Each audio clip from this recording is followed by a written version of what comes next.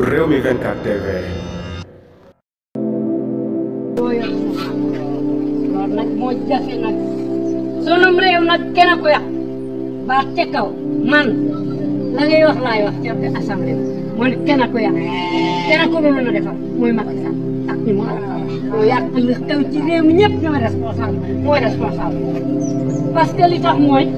du justice bu doxati lenn sunu mbokk mi ne ci biir kaso lu mu def lu xew tamit mën naa dama xool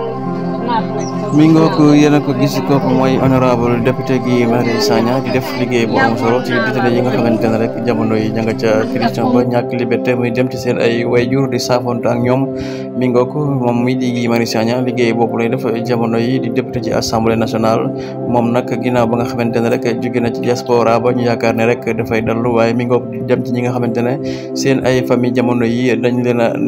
dañoo nekk seen i doom dañoo nekk ca prison ba ñoom la Guy Marius Sagna di wër rek di leen satagal di leen rek jaajëfal di leen rek